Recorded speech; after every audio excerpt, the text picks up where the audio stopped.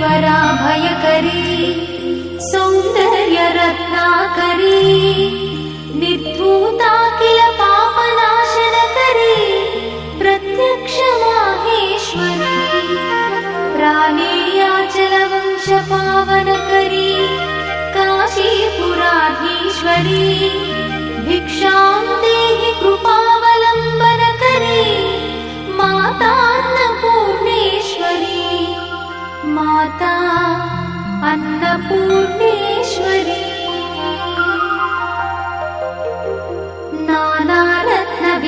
नानारत्नविचित्रभूषणकरी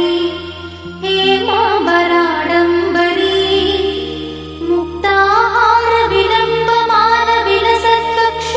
मुक्ताहारविलम्बमानविलसत्कक्षोजकुम्भान्तरी काश्मीरागरुवासिताङ्गरुचिरे काशीपुराधीश्वरी भिक्षां देहि कृपावलम्बनकरी माता अन्नपूर्णेश्वरी माता अन्नपूर्णेश्वरी योगानन्दकरी रिपुक्षयकरी धर्मैकनिष्ठाकरी चन्द्रात्कानलभासमानलहरी त्रैलोक्यरक्षाकरी सर्वैश्वर्यकरी तपःफलकरी काशीपुराधीश्वरी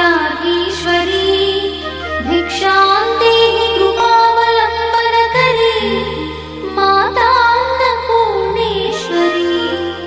माता अन्नपूर्णेश्वरी कैलासाचलकन्दरालयकरी गौरी उमाशङ्करी कौमारी निगमार्थगोचरकरी ओङ्कारबीजाक्षरी मोक्षद्वारकवाटपाटनकरी काशीपुराधीश्वरी भिक्षां देहि कृपावलम्बनकरी माता अन्नपूर्णेश्वरी माता अन्नपूर्णेश्वरी दृश्यादृश्यविभूतिपावनकरी ब्रह्माण्डभाण्डोदरी लीलानाटकसूत्रखेलनकरी विज्ञानदीपाङ्कुरी श्रीविश्वेश्वमनप्रमोदनकरी काशीपुराधीश्वरी भिक्षां देहि कृपावलम्बनकरी माता अन्नपूर्णेश्वरी माता अन्नपूर्णेश्वरी आदिक्षान्तसमस्तवर्णनकरी शम्भुप्रिये शङ्करी काश्मीरी त्रिपुरेश्वरी त्रिनयनी विश्वेश्वरी श्रीकरी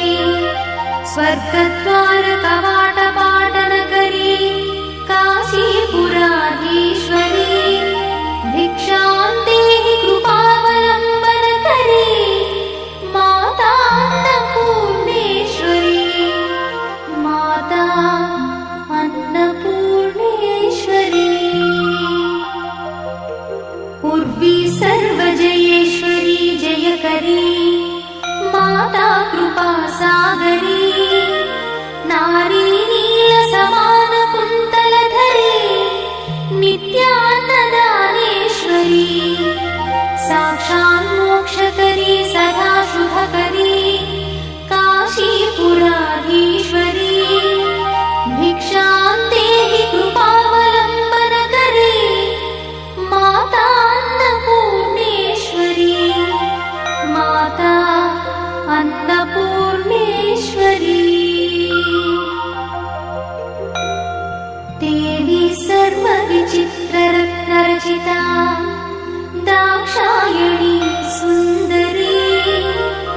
वामा स्वादुपयोधरा प्रियकरी सौभाग्यमाहेश्वरी भक्ताभीष्टकरी दयाशुभकरी काशीपुराधीश्वरी भिक्षां देहि कृपावलम्बनकरी माता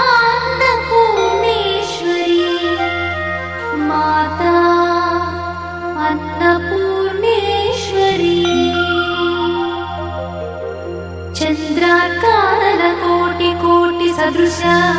चन्द्रांशुबिम्बाधरी चन्द्रार्काग्निसमानकुण्डलधरी चन्द्रार्कवर्णेश्वरी माला पुस्तकपाशशाङ्कुशधरी काशीपुराधीश्वरी भिक्षां देहि कृपावलम्बनकरी माता अन्नपूर्णेश्वरी माता अन्नपूर्णेश्वरी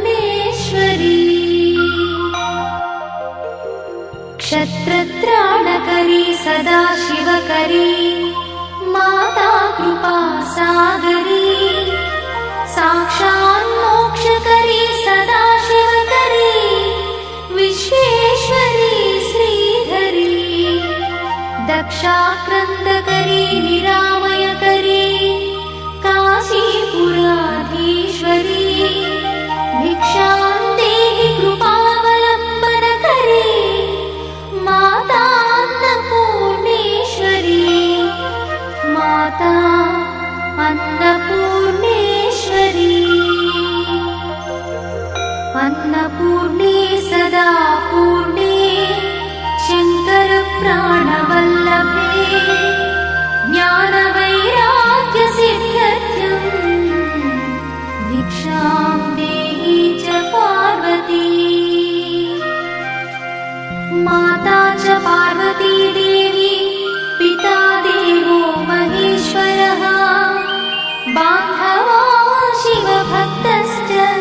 स्वदेशो भुवनत्रयम् बान्धवा शिवभक्तश्च